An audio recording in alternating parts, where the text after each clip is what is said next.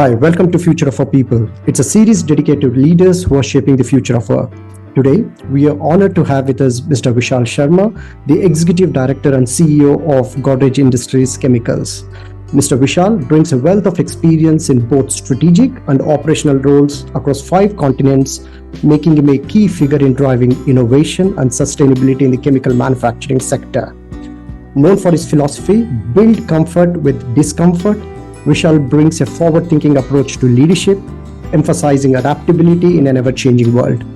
In this episode, we will explore his leadership style and the principles he believes are essential for navigating today's dynamic work environment. Mr. Vishal, great to have you with us. Thank you, Kiran. I'm very happy to be here. Thank you for having me. Thank you, Vishal. In fact, I was looking forward for this session. I always enjoy reading your articles on LinkedIn. Essentially, the reason is because you always added your own unique perspective. More often than not, it always gives me those blind flashes of the obvious. And today we want to delve deeper and get those wow moments that can benefit me and my viewers as well. Sure.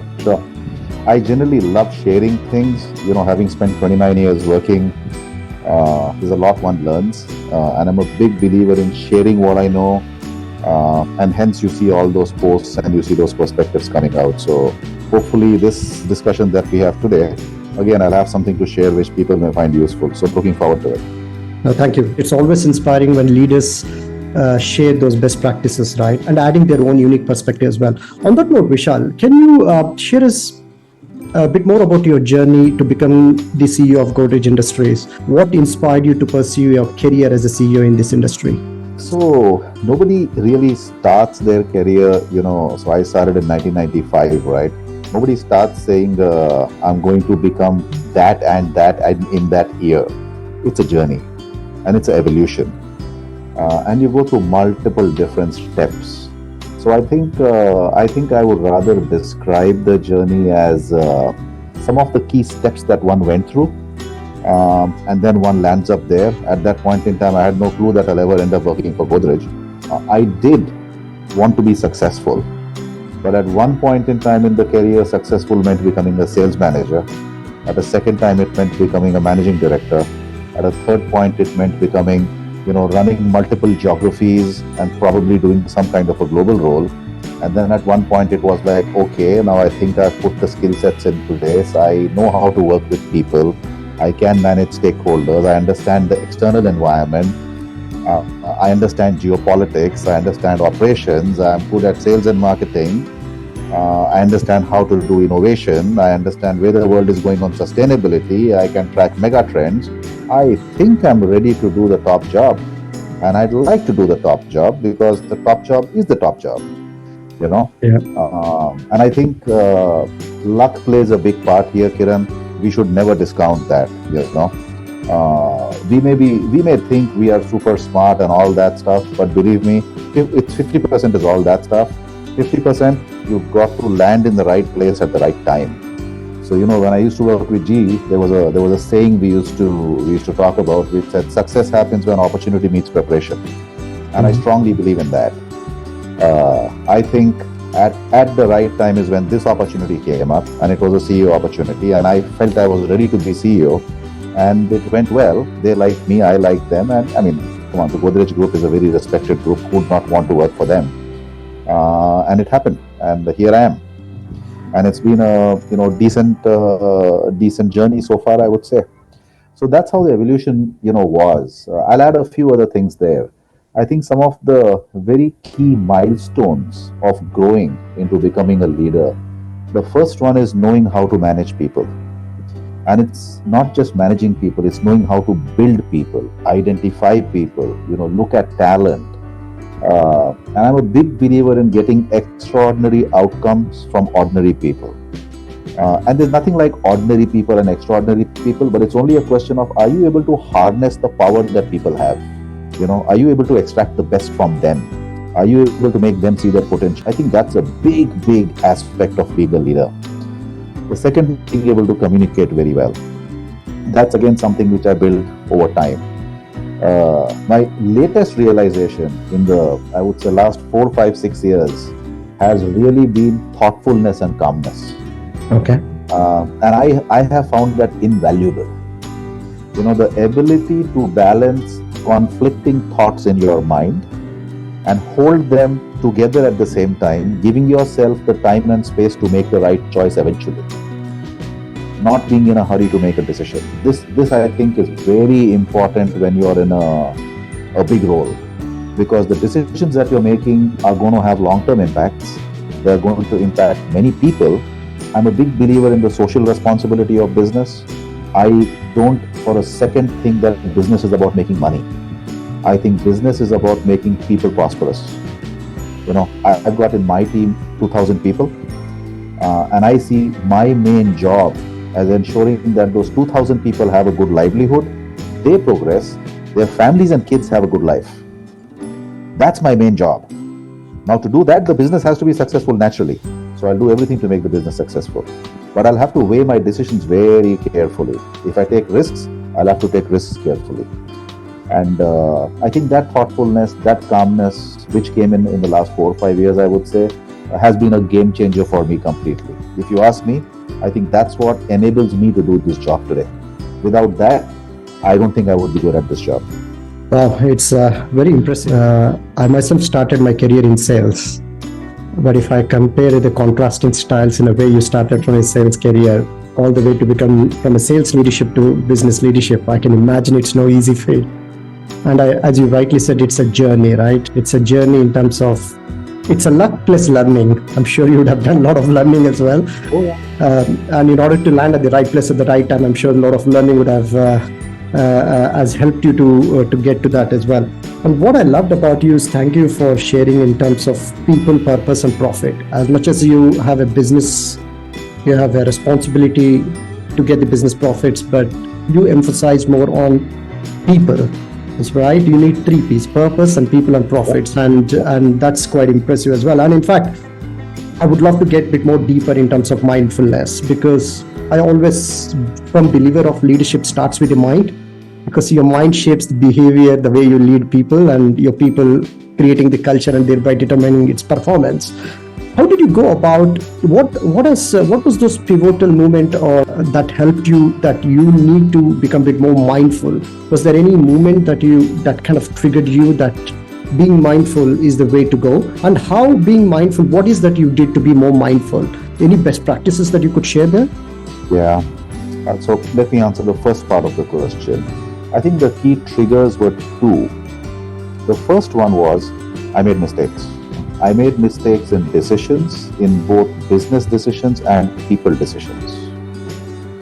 So that's the first one. The second one, I found myself getting stressed out.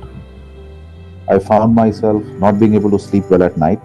Okay. And I found myself at one point in time consuming too much of alcohol every week. Because that helped bring the stress down. But as we all know, that's not the way to go. Yeah, that can put you in a pretty bad place. Those were the triggers, I would say. And then it's quite commonsensical. You realize you need to slow down. You realize you need to lean more on others. And if you don't have the right team, the diverse team around you that complements you, then it's time to make those moves and build that kind of a team. You realize that there is no need to react. There is a need to respond. Okay. And a response is a thoughtful reaction where you give yourself time. So I adopted some very simple rules for myself. One of which was when you feel the blood rushing up your neck into your face, there's only one thing you do: nothing. Back off. Give yourself those few minutes. Let the blood come down. You will now be able to think rationally and you'll make the right choices. So I'm extremely careful never to get worked up, and if I get worked up, never to make a decision or even open my mouth when I'm worked up, because 99% I'm going to say the wrong thing. Then when you come to the point of mindfulness and calmness. Giving yourself that 30 minutes, 60 minutes, you can't find more than 60, or well, actually lucky if you find 30. But giving yourself that 30 minutes only for yourself, where you're just thinking. You're not looking at your laptop, you're not reading the newspaper, you're not reading anything. You're just thinking by yourself. That I find being really, really important. Those are probably the moments where solutions pop in by themselves, you know. And that sometimes for me is just sitting in the car and looking out of the window.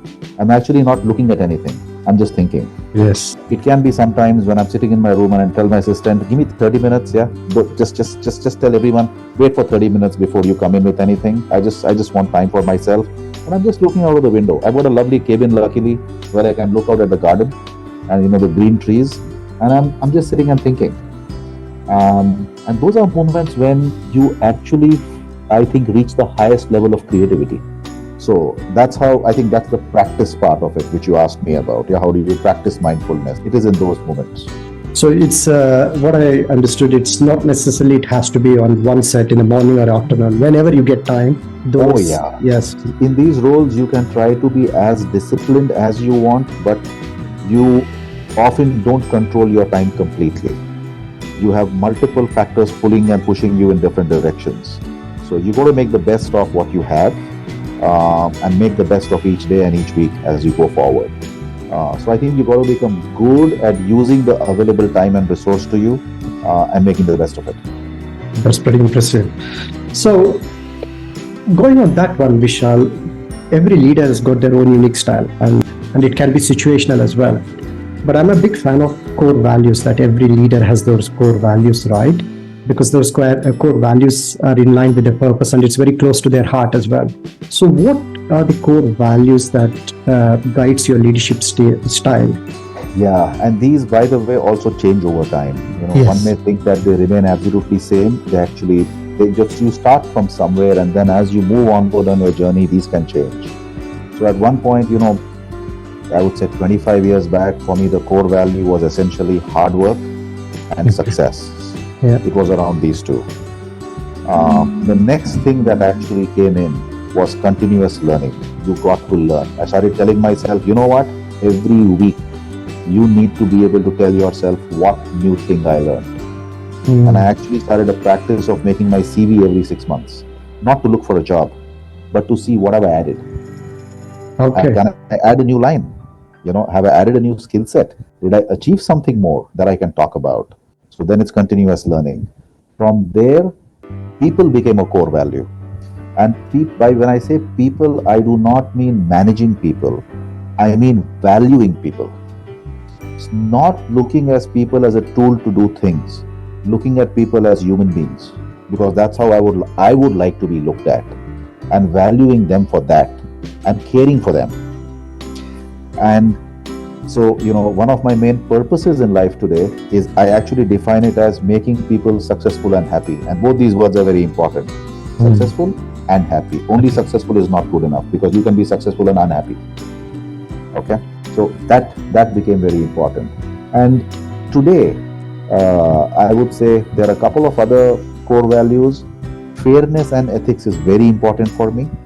I will not tolerate unfairness or anything unfair being done at any level to anybody. That's not tolerable. Ethics, safety are two more very core values, because we operate in difficult environments, especially in the chemical industry. There are risks out there, just like in the engineering industry. These are some additional core values that have got put on over time, I would say. And yeah, probably the last one I would mention is fulfilling one's potential. I was going to use the word ambition, but then I changed it. Okay? Because ambition sounds greedy. It sounds like I want something. But when you say fulfilling one's potential, it's a bit different. Because I believe everyone's potential is limitless. Every individual. But direction could be different. But the potential is limitless. So I may have a potential in that direction. You may have a potential in that direction.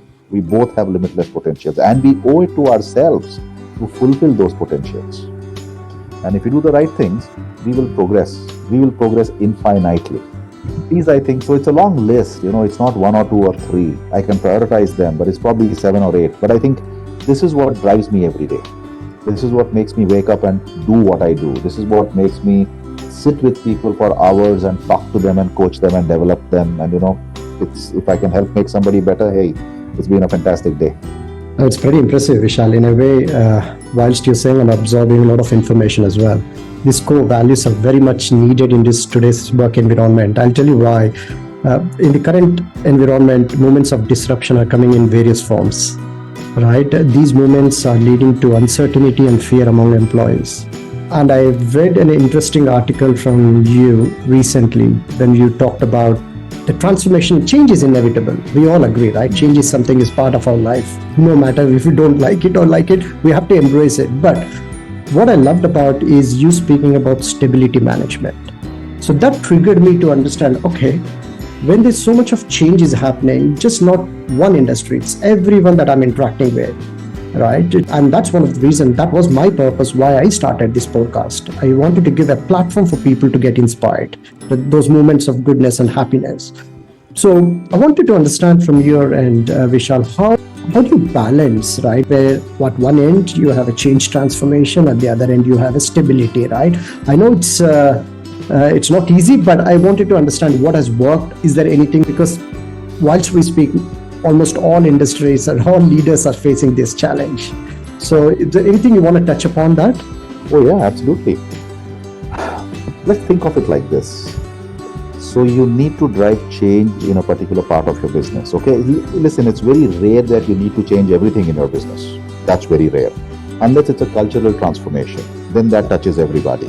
Okay, but otherwise it's very rare. So you need to make changes in certain parts of the business. And what you have to try and really see is that people understand the need for that change. See, what people struggle with and what causes discomfort and what causes the natural human resistance to change is lack of knowledge. Okay. People don't understand, why are we doing it? Is it going to hurt me? Is it going to be good for me? And is it going to eventually benefit, or is it going to eventually cause problems? If one can answer these questions for people well in advance, and I'm actually saying this is selling the change, you're actually creating predictability now. And that predictability helps create stability. So change and stability are two sides of the same coin. It is the same coin. It is how you deal with each of them. Okay? So frankly, it's as simple as that. Now, this realization actually came to me in this role that I'm doing right now, because I came in and I saw where the business is, and I felt that the business can go here and there. And of course, I had a brief, when I was hired, as to what's expected from this business. And I started working on a lot of things. And after a few months, I realized, you know what? I'm actually a bull in a china shop. I'm not sure if everyone likes me. I'm not sure if I'm making people comfortable. And then I realized I have to. Because let's understand, this is a 40-year-old company. There's half the organization that's been working here for more than 30 years. The new guy is me, not them. Okay? And it's me who's coming in and telling everyone, let's do it like this and let's do it like that. That's not even fair, frankly. So this was a very profound realization. So then the next steps were, slow down, prioritize, let's decide what I'm going to do in this quarter. Let's decide what I'm going to do in the next quarter. Let me take much more time to explain to people what we are doing and why we are doing it and what impact it's going to have, short term and long term. And let's get them on our side. Let's get together as one team. Now I've created stability. And now it's going to work well. And it has been working well since then. And I think that, I think it's been noticed that, okay, this guy's made a bit of a transition. So I think that's the example I would use, Kiran. And as I'll repeat again, these are two sides of the same coin. One should not look at these as two very different things. Like if you have change, you can't have stability, or if you have stability, you can't have change. No, you can have both. They're not mutually exclusive. They are not mutually exclusive. It's very powerful. And if you're only doing change constantly, it is going to be disruptive. You're going to create unpredictability. You're going to make people nervous and uncomfortable. And then the people who leave you will be first. They'll be the best people who will leave you. Agree. And you hit the nail as well. And I think what you mentioned about, I was writing down, is being transparent and communication. Right? They play a critical role, and also case for change, so people understand why we're doing the way we're doing it. So the longer benefits of why this change is very much required. Right? Understanding the importance of it. And I really also loved about you can't be popular, especially when you're taking those tough decisions. You cannot be popular, right? And I was reading a very interesting article there. If you go for popularity, you're not going to take business forward. Instead, you're not going to do justice for the rest of the employees as well. Sorry. So and I think that's where I could see why this being comfort or discomfort is coming from as well. Just let me just add one point there, because you just triggered a thought. People actually value authenticity and transparency much more than they value popularity. They will swallow a bitter pill once you've authentically and transparently explained to them why it's the right thing to swallow that bitter pill. They'll take it. So I completely agree with you as well, Vishal. And on that note, I really wanted to understand about decision making. Especially, I know last year you had to make a lot of tough decisions. So how do you balance between? Again, you might have touched it very briefly, but I want to go a bit more deeper. How do you balance between compassion versus taking those tough decisions? Right? So it's not easy. First of all, it's not easy rationally, and it's not easy emotionally. But you got to do the right thing. Because sometimes, like at one point in time in my career, I won't be specific because these are, I don't want to name companies. There was a time when I had to get into a business which was losing tens of crores every year. One of the reasons was we were tremendously overstaffed. Okay. We had to reduce headcount. There was no other way. There were 100 other things we had to do, but one of them was we had to reduce headcount by a lot. And when I say a lot, I'm talking 3 figures. We did it. How did we do it? We made choices. It was not a, eeny, meeny, miny, mo. It was not about pick out the top 50 highest paid people. No. It was which roles do we need to execute our strategy for the future, and which roles do we not need. So we defined strategy first. We chose which roles would be important, which would not be. Those that would not be, we sat with each one of them and explained to them. It was difficult. People cried, people got emotional, but I would say 95% of people understood. We paid them more than we were legally obliged to pay them, because they need time. They've got families, they've got kids going to school and college. You've got to be empathetic. We made sure everyone got compensated enough so that they had the time to go and find something else for themselves. I remember on one day finally, we let 100 plus people go. In the evening, 4 o'clock, I had a town hall. I declared in that town hall, this is what we have done today.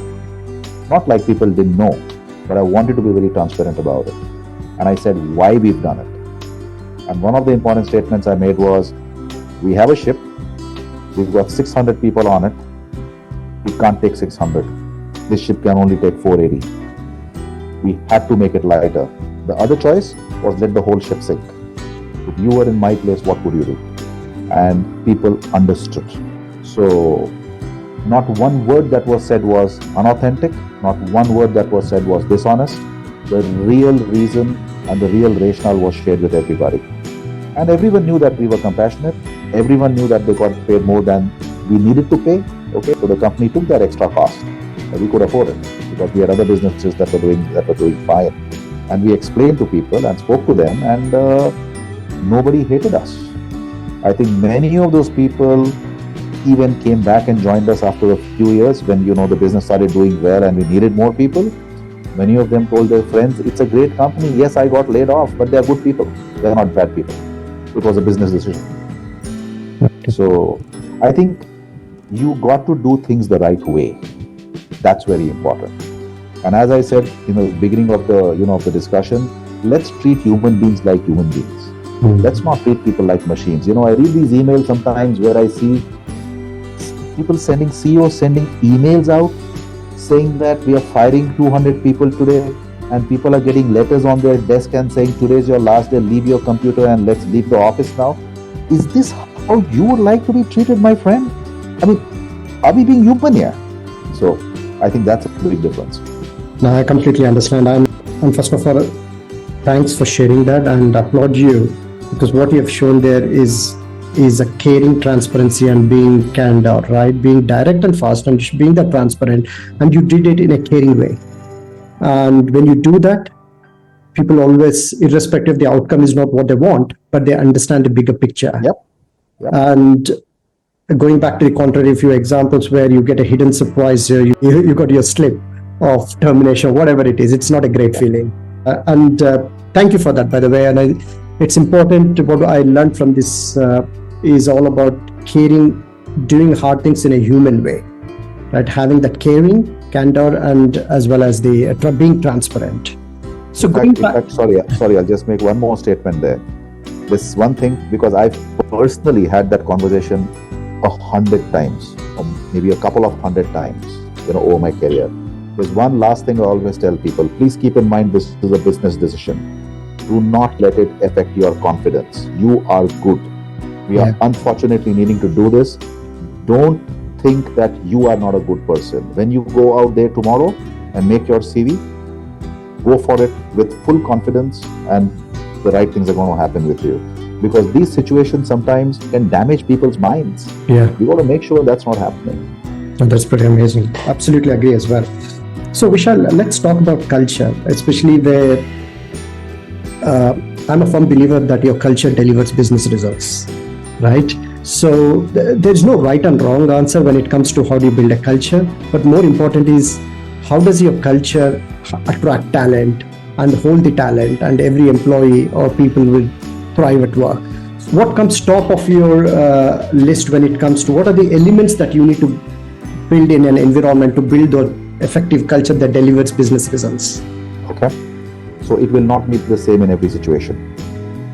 Your culture, so first of all, every group of people, whether it's a small company or a 10,000 people company or a 100,000 people company, has an existing culture. Now, if it's a large global corporation, we may think there's one culture, but actually there could be 50 different cultures because that company may have been built through 50 acquisitions. It's not easy to change culture. So a few things are very important. One, you have to analyze your business situation today, and you have to decide where you want to go tomorrow. You have to understand the dominant behaviors of people today and the dominant beliefs of people today and the dominant ways that people work together today. And then you have to define what do you want to change in that, so that you achieve a change in the results and go along the strategic path that you've chosen. That will define the cultural change that you want to drive. There is no one answer for it. The answer will differ by company, by situation, and of course by what you want to achieve in terms of a strategy. Then you decide, okay, so 1, 2, 3 is what I'll change. I sometimes see cultural attributes which are 10 pages long. That's not going to lead to much. It's got to be 1 page. And it can't be 15 things. Nobody will remember. It's got to be 5, 6 that you want to drive.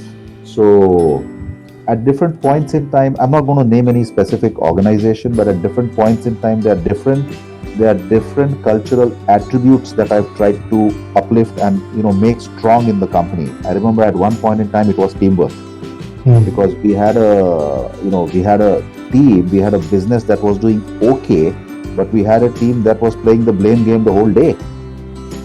That was not going to take us very far. So we said we're going to focus on teamwork. We're going to focus on trust.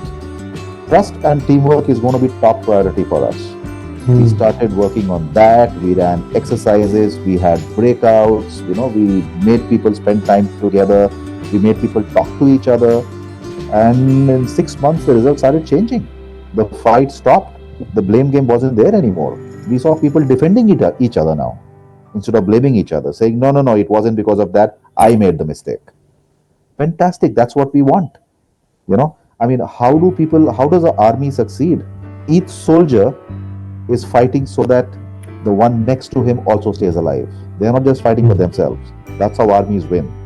If you can create that spirit in your team, you're going to go to a different place at a different point in time. I used a book called Be Big. It's a very small book with hardly 40 pages, and it takes 1 hour to read it. But it's all about building a big mindset. Because we had a good team, we had very good technologies and products, we had a big market. The team needed to be more ambitious. So the cultural shift required there was all about ambition. It was all about thinking big. It was all about believing in yourself and wanting to become much bigger than where you were right now. And then we had to sell the benefits of that. You want to get a big increment? You want to get promoted to general manager? It's not going to happen like this. We'll have to double the size of the business. Then it's going to happen. Well, we not only doubled the size of the business, we tripled the size of the profits. Amazing. And everything happened. So there's no one answer to it, Kiran. You really have to look at the situation, and you have to look at what you want to do, and then you make your cultural choices as to what are the cultural attributes you want to play with. And don't choose 10, choose 3. But work hard on those 3. Once you finish those 3, then you can think of the next 2. And most important, I'll say this, you got to walk the talk. You can't say, I want you to do this, but I may not do it myself. Sorry, then you're a fraud. And nobody's going to follow it. And nobody's going to believe you. And I really love the tip as well, because our human brains like the pattern of 3. Just focus on 3 key areas to begin with.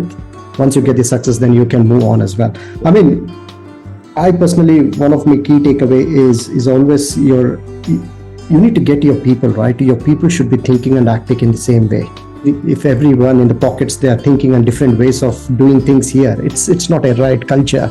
And what you said is focus on those, where are you today and where you want to be, and focus on those beliefs, behaviors. Beliefs plays a critical role because belief leads to actions, right? And action leads to results.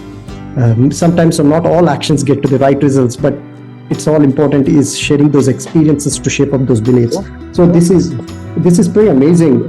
Just as a fun example, the Netflix culture document is 142 pages. Now I believe they've recently decided to reduce it to 5 pages. I actually went through the 142 pages trying to understand why have they done this, and I don't know. It beats me. I don't even know if anybody in the company read 142 pages and what they retained out of it. So companies do different things with good intentions. I think you always have to think about the receiver, about the audience. Audience, how's the audience going to take this? Okay, 142-page document on culture. My God. And to be honest, I completely get it as well, Vishal. That's my problem as well, right? We all have these core values, 15 core values. And if I ask even 7 out of 10 employees will not be aware of name 3 core values of your organization, they will not be able to articulate, right? If your team is not activated enough what core values drives you and your organization, then how are you even bringing people's alignment, right? And I completely agree with you. Keep it simple, focus on what cultural shifts required, and focus on 3 to begin with, and then move forward. This is a great tip. And going back, you hit the nail, because this is very often or not, I'm seeing a lot of pattern where people are going below the line, right? These blames, excuses, and denial. Sometimes it is literally impacting the business results, more often than not. And I've seen this very often trend here, and this below the line. So from your, and I think you already touched upon that example anyway, when you go below the line, but just to acknowledge that this is something we are seeing very often or not. And this below the line behaviors often comes from the disengagement, right? Employee disengagement. And that's what I want to touch upon. Another topic is we're seeing a lot of employee disengagement these days. I mean, it's been always there, but in fact, in India, almost 77%, as per a recent Gallup study, are either disengaged or highly disengaged, right? And only 33% of your employees are really thriving at work. And what do leaders can do better in order to, at least, we can never bring 100% engagement, at least move few percentages towards engagement. Again, I want to touch upon this topic in terms of what has worked for you, and what are those best practices, what are those elements within the environment, within the culture that we can create where employee engagement is at its best. First of all, I'm shocked at the numbers that you're talking about, because if that is the case, my God, that's a very, very, very difficult situation to be in. I've used Gallup surveys in my past. I remember running engagement engagement scores of 65, 70% even. If you're saying it's 33%, that's a pretty bad place to be in. That's the first point. Now, how do you drive engagement? Okay, so there are different models of engagement. First of all, and engagement is not satisfaction. Engagement is, I think, the simplest form of engagement is three words basically: say, stay, strive. What do Yep. people talk about the company? What do they talk about it themselves? And what do they tell others? Stays, are people intending to stay with the organization? Or are they intending to leave? Are they looking out, etc.? And do they tell others that they should stay or they should leave? And strive. Are people bringing in that extra effort to their workplace every day? Or they're just saying, oh, it's 5 o'clock, time to go home. I'm done with this stuff. We come back to basic human behavior. First, are people enjoying what they are doing? Do people believe they are valued? So the first question is, are people in the right jobs? Or have you just shuffled people around and asked people to do things without really being cognizant of the fact that is that their primary skill set, and are they enjoying doing that particular role or not? Second, do they understand where the company is going? What's the information they have? Do they believe they are part of the mission? Or do they believe they are a cog in the wheel? This makes a huge difference, Kiran. When people feel that they know what's going on and they understand what role they play there, I think that brings tremendous power in their motivation and in that discretionary effort to what they do, to versus being a cog in the wheel. I come to office, I need to process orders, that's about it. But if that same person understands, that's the strategy, that's what we want to achieve, and my job affects that part of the results, which will help achieve the strategy, it's a complete game changer. So I think strategic clarity is very important. Communication is extremely important. Constant reinforcement, rewards and recognition programs. Does the company value me? How do I know the company values me? Am I getting feedback? I have met people who've not been given any proper feedback by the manager for years. The performance appraisal comes on an email, the increment letter comes on a different email. How do you expect that employee to feel valued? So that employee may not have found another job outside and so has not left and he or she is still there, but what kind of engagement are you going to get? And then you go to a different organization where managers are actively spending time coaching and mentoring and giving feedback to their teams and taking them out for lunches and dinners and celebrating successes. And there's a completely different level of engagement there. Those people will fight for their company. Just like you go and fight in a war. Those people will stay till 12 o'clock at night if something needs to get done. They don't see it as a job anymore. They see it as a mission. So I think there are multiple ways that you can drive engagement, but some of the very few simple ways are what I said. Strategic clarity, very clear communication, authenticity of leadership, show people that they are valued, have those rewards and recognition programs, spend time with people, coach them, mentor them, develop them, show them the future. You'll find that the engagement levels will be high. You don't do this, and you treat them just as a robot coming into work and taking the salary, you're going to have that 33% engagement then. Yeah, and I completely agree with you as well. And what you hit the nail is, in fact, one of the top reasons is a lack of clarity, purpose, and meaning, right? And you hit the nail the way you should do. You should connect people's job to the organization results that they need to do. Very important. Right? It's very important. Very important. It's a funny, Vishal. The things which are obvious is what we don't do, and the thing is which are obvious we don't put into practice. It's a great point you make. Actually, it sounds funny, and we are both laughing, but it's a great point because a lot of this is common sense, Kiran. Graduate or rocket scientists to understand that people just let people know where they stand and where we are going and why we are going there. It's common sense. I think the thing is we get so caught up in the hard side of business that we forget about the soft side of business, which is the people. Whereas the soft side has a lot of power when you galvanize that power. And sometimes you may be perfect on the hard side and making all the right strategic choices, etc., etc. But if the soft side fails, you're done. The business is going to wind up.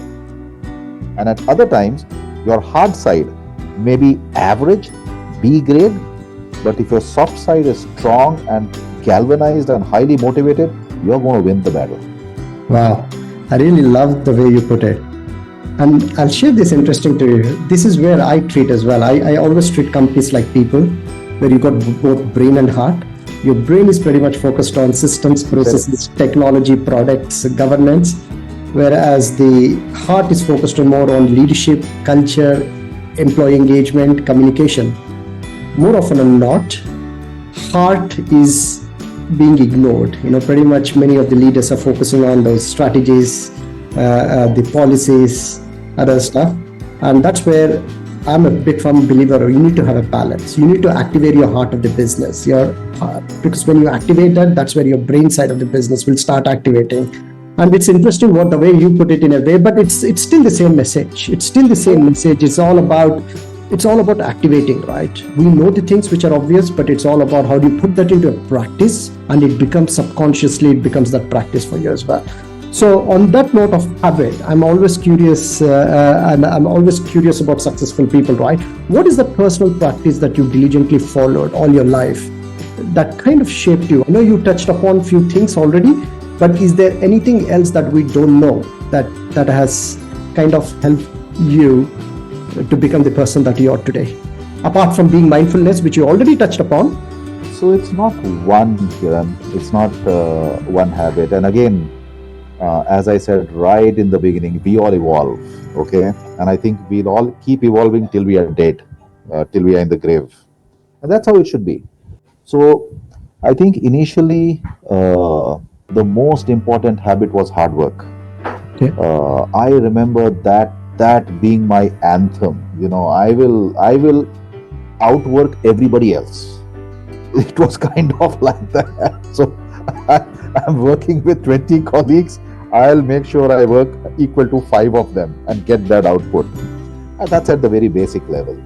Then from there, I think it actually became learning, continuous learning. And learning both by listening and observing, learning by listening to other leaders, learning by reading. So reading, I think, is an excellent habit I picked up about 20 years back. And I can't claim to have read 500 books, but I think I've read about 100 books, but chosen them carefully, Okay. and learned from each of them. I read each book at least twice, because for me it's not about completing the book. It's about what's the 5 key things I pick up from that book. That's what matters. And then it's about actually bringing that to implementation, because knowledge in itself is useless, right? Knowledge applied is what creates power and what creates a difference eventually. So that became a key habit then. About 15 years back, one of my board members, when I became the managing director for the first time, actually told me, "So how do you stay fit?" I told him, "I'm already very fit." He said, "No, you're not. Can you run 20 kilometers?" I said, 20 kilometers? "No, I can't." He said, "I can." And he was 65. he said, "Make sure you're physically fit so that you stay mentally fit." And the next day I started working out. So today, I think it's 15, 16 years. I hit the gym 5-6 times a week. It's the first thing I do in the morning. It totally wakes me up and gives me a huge energy boost to take the rest of the day. And I work out very hard. Okay, it's like I lift a lot of weights. I run about 10k when I run, and cycle about 25k. So that's another habit that's evolved now in the last 15 years. And it's a very important habit for me. I will cancel any meeting, but I will not miss my gym. Amazing. And I think the last one, and the most recently developed one, probably in the last 4 or 5 years, is deliberate networking. Very conscious, very deliberate networking. And that's not just with people above me. That's with people, my peers, peer group, and people below me. Okay. I block time. I have maybe 10 hours in a month blocked off just for networking. It's very useful, because then when I need to get things done, it's a phone call away. And if that networking doesn't exist, it's probably going to be 10 emails and a lot of waste of time for everybody. So that's probably the latest habits that we developed. It's amazing. Each and every habit that pretty much I also can resonate with you. And in fact, maybe I don't read that many books these days, but I really loved about what I loved about is it's not about reading it, putting into practice, right? Top 5 things that you shared, and putting that into practice and being physically fit, and also be intentional and deliberate in meeting your peers and your colleagues as well. So brilliant. So finally, is there any fun fact that we about yourself that most people don't know? I know you've shared many things already, but is there anything? And even if your employees are watching this podcast, I want to know that this is something we don't know about. One fun fact which started during COVID is my wife is a fantastic singer. Okay. She's got a beautiful voice, and I said, okay, I'll sing as well. And I started singing, and it turns out that I'm a reasonably good karaoke singer now. Like I can carry off a song in a public audience. So recently, my colleagues forced me to sing in a couple of occasions, and I didn't do a bad job. That's pretty impressive. That is something new, and it's very refreshing, by the way. Huh? By the way, I will not ask you to do it in this podcast, but definitely I would love to be part of your. I would love to be part of your event one day. I would love to see. But again, these are pretty amazing insights. One final question before we go as well, Sure. Vishal. In terms of what are your future aspirations in terms of your people, in terms of your organization? What do your employees, people can expect from you under your leadership in the next 3 years? Let's say. I think, they already know. We've set an ambition for ourselves for the next 3 years up to 2028. We got to double the size of our business, and we got to more than double our profitability. We're going to hire a lot more people. We're going to promote a lot more people, and each and every single person that works in this company is going to be better than they are today. We are going to spend that time, energy, and money on their development. Amazing. This is what we are going to do in the next 4 years. Very clear. And we're going to have fun while doing it. Yeah. So we're going to have parties every month. We're going to enjoy spending time with each other every month. We're going to have a company get together every 6 months. I think having fun is very important. Having fun together. So we'll work hard. We'll succeed, and we'll spend part of that money on ourselves to have fun. What an amazing clarity that you have, Vishal, and thank you for that. And it brings a smile on my face when CEOs brings that clarity that they're going to spend time and money on people development. That is what one of the core human need is, to develop, and that's one of the ways you retain talent as well. So thank you, Vishal, for sharing your insights. I got to know more about you, not just reading your LinkedIn posts. So I got to know about your habits, how you take decisions. I have a lot of things that I would love to ask, but I'm very mindful of the length of the video as well. But thank you, Vishal, for your time. Thank you for your wisdom and sharing your insights. It means a lot to us and to our viewers as well. Thanks a lot for the discussion. I think brilliant questions, Kiran. It was very nice talking to you, and going back and forth. Thanks. I hope your viewers find this useful. Brilliant. Thank you. And have a great day as well. Thank you. Take care. Bye-bye.